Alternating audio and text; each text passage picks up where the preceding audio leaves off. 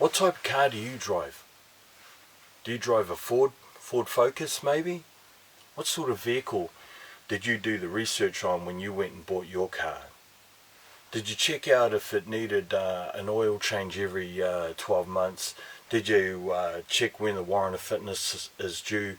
What year it is, what model it is, what make it is? Did you check out all of those things before you actually purchased the vehicle? Knowing that every 6 months to 12 months you need a warrant of fitness, you need a registration, you need to register the car on the road, you need to make sure that the vehicle's been serviced.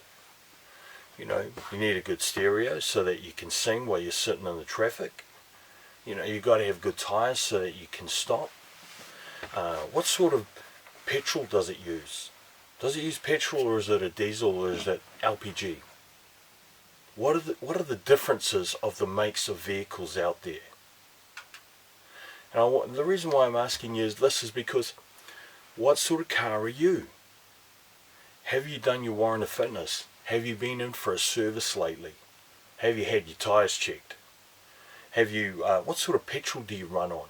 What sort of gas do you run on? Or maybe you're taking in a little bit too much gas. You can dress your vehicle up with mags and put a nice stereo in it and tint the windows and paint it up, lower it, do what you want. But basically the internals of the vehicle all run the same, and that's what I'm talking about you. You and me, our insides all run the same. And we can't take on too much fuel, or we can't take on bad fuel because something happens and it damages the motor of our car. 6 months later, we're worried about our service, but we don't go in for one. Now, if we were to treat our vehicle like that, then we'd be driving around on the road with a lot of wrecks. And that's not happening because there are standards.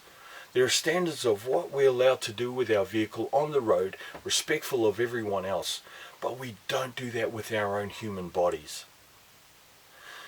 You may start off as a Ford Focus, and then 15 years later you've turned into a Ranger, and then 10 years later you're now a Kenworth truck.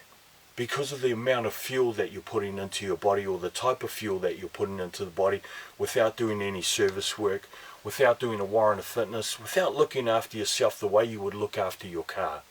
Many of us keep a car for like 10 to 15 years, and it's still in good nick when we sell it.